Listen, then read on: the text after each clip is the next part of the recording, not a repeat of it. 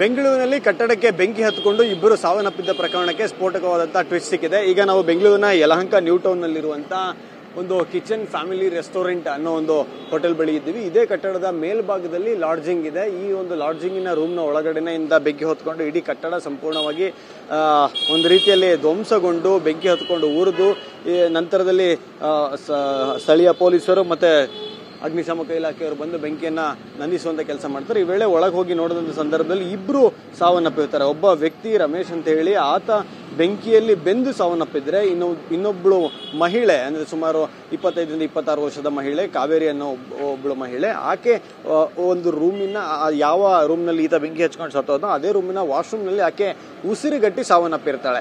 ಸದ್ಯ ಪ್ರಕರಣವನ್ನ ದಾಖಲು ಮಾಡಿಕೊಂಡು ತನಿಖೆಯನ್ನ ಮಾಡ್ತೀನಿ ಅನ್ನೋ ಸಂದರ್ಭದಲ್ಲಿ ಆಕೆ ಕಾವೇರಿ ಅಂತ ಹೇಳಿ ವಿಷಯ ಗೊತ್ತಾಗುತ್ತೆ. ಆಕೆ ಬಾಗಲಕೋಟೆ ಮೂಲದವಳು. ಆಕೆ ಈಗಾಗಲೇ ಮದುವೆ ಆಗಿ 3 ಮಕ್ಕಳಿದ್ದು. ಗಂಡನ ಬಿಟ್ಟು ಬಂದು ಇಲ್ಲಿ ಕೆಲಸವನ್ನ ಮಾಡ್ಕೊಂಡು ಇರ್ತೀನಿ ಅಂತ ಹೇಳಿ ಒಂದು ಸ್ಪಾದಲ್ಲಿ ಕೆಲಸ ಮಾಡ್ಕೊಂಡಿರ್ತಾಳೆ. ನಂತರದಲ್ಲಿ ಈ ಒಬ್ಬ ರಮೇಶ್ ಅಂತ ಹೇಳಿ ಗಾರೆ ಕೆಲಸ ಮಾಡೋನ್ ಜೊತೆ ಒಂದಷ್ಟು ಪರಿಚಯ ಆಗಿ ಇಬ್ರು ಕೂಡ ಒಟ್ಟಿಗೆ ಇರ್ತಾರೆ. ಕಳೆದ ಒಂದು 7-8 ದಿನಗಳಿಂದ ಈ ಹೋಟೆಲ್ನ ಈ ಲಾಡ್ಜಿನ ರೂಮ್ ನಲ್ಲೇ ಇರ್ತಾರೆ. ಆದ್ರೆ ಕೊನೆ ಹಂತದಲ್ಲಿ ಈ ರಮೇಶ ಏನಿದ್ದಾನೆ ಈಕೆಯನ್ನ ಮದುವೆ ಆಗು ಅಂತ ಹೇಳಿ ಬೆಂಬಿದಿರ್ತಾನೆ. ಆದ್ರೆ ಕಾವೇರಿಗೆ ಈಗಾಗಲೇ ಮದುವೆ ಆಗಿ 3 ಮಕ್ಕಳಿಗೆ ಕಾರಣವಾಗಿ ಆಕೆ ಅದನ್ನ ಸರಿಯಾಗಿ ಸ್ಪಂದಿಸಿರೋದಿಲ್ಲ. ಯಾವಾಗ ಇವರಿಬ್ಬರ ನಡುವೆ ಕಲಹ ಇದಾಗುತ್ತೆ. ಇದ್ರ ನಡುವೆಯಲ್ಲೇ ಪ್ರಶಾಂತ್ ಅಂತ ಹೇಳಿ ಒಬ್ಬ ವ್ಯಕ್ತಿ ಸಹಿತ ರೂಮ್ಗೆ ಬಂದು ಹೋಗ್ತಾನೆ. ಈ ವಿಷಯವೂ ಗೊತ್ತಾಗುತ್ತೆ. ಎಲ್ಲಾ ವಿಷಯಕ್ಕೆ ಗಲಾಟೆಗಳಾದಂತ ನಂತರದಲ್ಲಿ ಈ ರಮೇಶ ಏನಿದ್ದಾನೆ ಈತ ಸೀದಾ ನೇರವಾಗಿ ಒಂದು ಬಾಟಲ್ ಅನ್ನ ತೆಗೆದುಕೊಂಡು ಹೋಗಿ ಹತ್ತಿರದ ಒಂದು ಪೆಟ್ರೋಲ್ ಬಂಕ್ ನಿಂದ ಪೆಟ್ರೋಲ್ ನ ತೆಗೆದುಕೊಂಡು ಬರ್ತಾನೆ.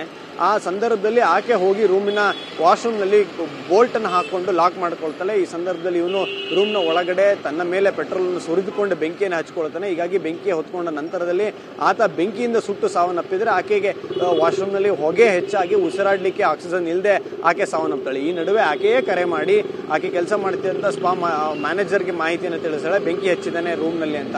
ಹೀಗಾಗಿ ಇಲ್ಲಿಗೆ ಪೊಲೀಸರು ಸ್ಥಳೀಯ ಅಗ್ನಿಶಾಮಕ ಸಿಬ್ಬಂದಿ ಎಲ್ಲರೂ ಬಂದು ಬೆಂಕಿ ನಂದಿಸುವಂತ ಕೆಲಸ ಮಾಡೋಷ್ಟರೊಳಗಾಗ್ಲೇ ಎಲ್ಲವೂ ಮುಗಿದು ಹೋಗಿರುತ್ತೆ. ಕ್ಯಾಮರಾ ಪರ್ಸನ್ ಬಾಲಾಜಿ ಜೊತೆ ಪ್ರಜ್ವಲ್ TV9 ಬೆಂಗಳೂರು.